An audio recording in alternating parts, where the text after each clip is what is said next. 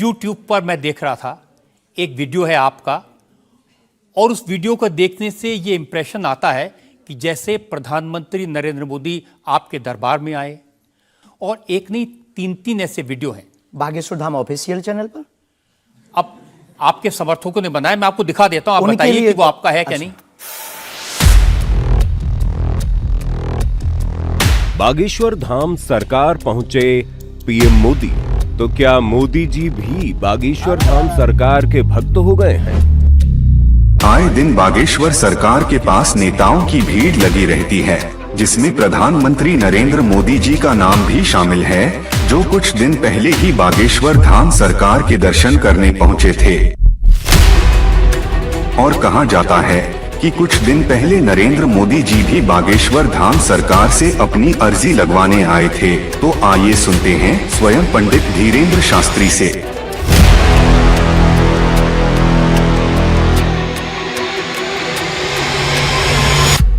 मोदी जी को ये प्रोजेक्ट करते हुए जैसे बागेश्वर धाम आए, मेरी जानकारी है कि 3 वीडियोस हैं, उनमें से एक बागेश्वर धाम का है।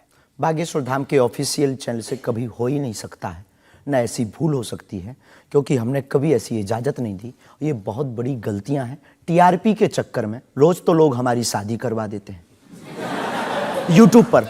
आपने सिर्फ ये भर देखा, ये भी तो देखिए कि हर बार हमारी लड़की बदल दी जाती है। हैप्पी बर्थडे कहीं ये कह दिया जाता है। एक ने न्यूज डाली थी, बागेश्वर सरकार 23 तारीख को परिणय सूत्र में बंधेंगे। संतों के फोन आने लगे। तो ये सिर्फ मीडिया पर, चूंकि बागेश्वर धाम बहुत सर्च हो रहा, और हनुमान जी भला सर्च हो क्यों ना।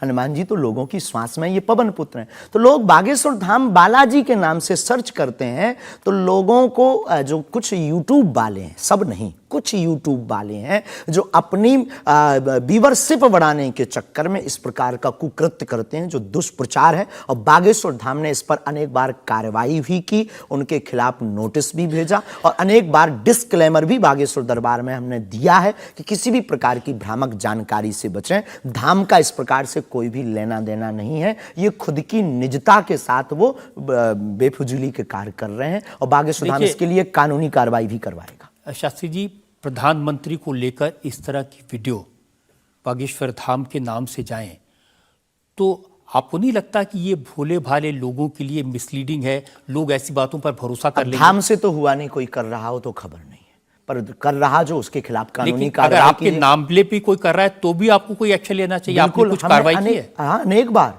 नोटिस भी भिजवाया है, अनेक बार कितने चैनलों को बंद करवाया है। जो कई बार कोई खान के खिलाफ कर देते थे हमारे लिए, कई बार कोई धमकी डाल दे। बागेश्वर धाम पहुंचे जेल, अब वो ऐसी हथकड़ी हो, वो पुलिस अगल बगल लगा देते थे।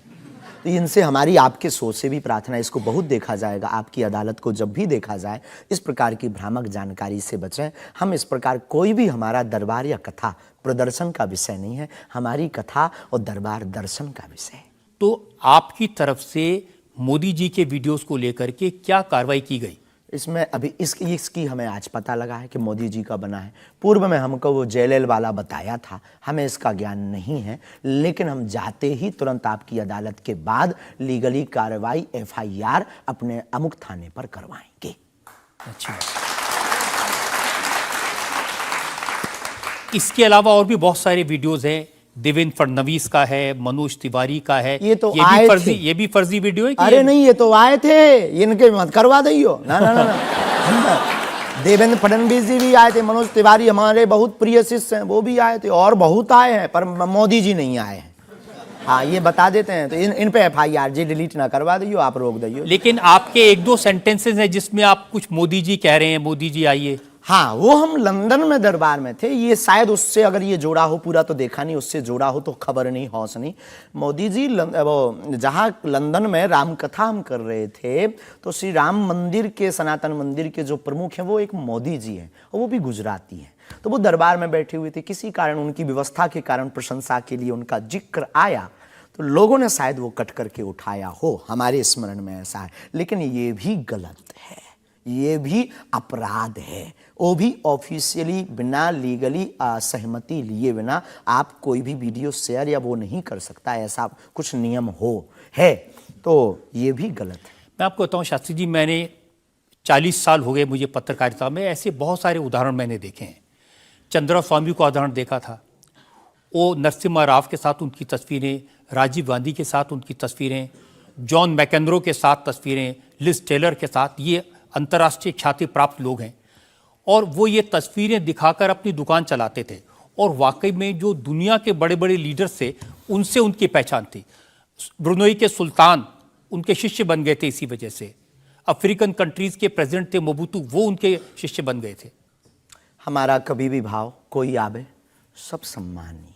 हमारा ये भाव नहीं है कि हम आपकी फोटो दिखा करके लोग हमको माने।